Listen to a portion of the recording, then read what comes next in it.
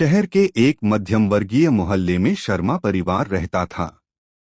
घर की मुखिया थीं शारदा देवी, जो अपने जमाने की सख्त लेकिन अनुशासित महिला थीं। उनका मानना था कि घर उसी तरह चलना चाहिए जैसा उन्होंने वर्षों से चलाया है। कुछ ही महीने पहले उनके बेटे राहुल की शादी नेहा से हुई थी। नेहा पढ़ी लिखी, समझदार और आधुनिक सोच वाली लड़की थी, लेकिन ससुराल का माहौल उसके लिए बिल्कुल नया था। शुरुआत के कुछ दिन सब ठीक चले। नेहा हर काम सीखने की कोशिश करती, सास का सम्मान करती और घर के नियमों का पालन भी करती। लेकिन धीरे धीरे छोटी छोटी बातों पर मतभेद उभरने लगे। शारदा देवी को सुबह 4 बजे उठकर पूजा पाठ करने की आदत थी, जबकि नेहा देर रात ऑफिस का काम निपटाकर सोती थी। एक दिन सास ने ताना मारते हुए कहा, हमारे घर की बहुएं सूरज निकलने से पहले उठती हैं, ऐसे देर तक सोना आलस की निशानी है। नेहा को बुरा तो लगा, लेकिन वह चुप रही। उसने सोचा समय के साथ सब ठीक हो जाएगा। मगर बात यहीं नहीं रुकी।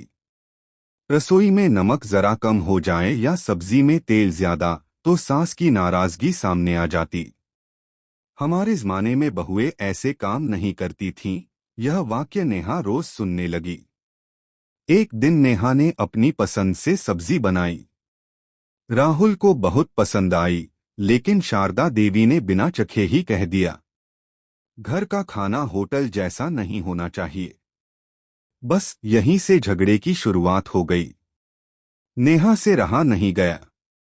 उसने पहली बार धीमे लेकिन दृढ़ स्वर में कहा, मां जी, मैं पूरी कोशिश करती हूँ, लेकिन हर बार मेरी तुलना आपके जमाने से करना मुझे दुखी करता है। शारदा देवी को यह जवाब अपमान जैसा लगा। आवाज ऊंची हो गई। अब बहुएं सास को जवाब देने लगी हैं। यही सिखाया है मायके वालों ने। घर का माहौल भारी हो गया।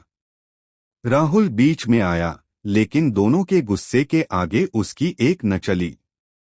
नेहा रोते हुए अपने कमरे में चली गई और शारदा देवी गुस्से में पूजा घर में बैठ गईं। शाम को जब सन्नाटा छाया, तो शारदा देवी को अपनी पुरानी जिंदगी याद आई। वे भी कभी बहू थीं, उन्हें भी ताने सुनने पड़े थे।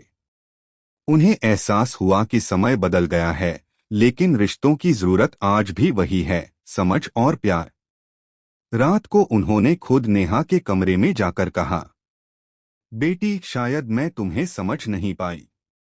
मैं चाहती हूं कि यह घर जुड़े, टूटे नहीं। नेहा की आंखों से आंसू बह निकले। उसने सास के पैर छुए और कहा, मां जी, मुझे सिर्फ आपका साथ चाहिए। उस दिन के बाद झगड़े पूरी तरह खत्म तो नहीं हुए, लेकिन दोनों ने एक दूसरे को समझने की कोशिश जरूर शुरू कर दी। क्योंकि सास बहू का रिश्ता झगड़े से नहीं, संवाद से चलता है।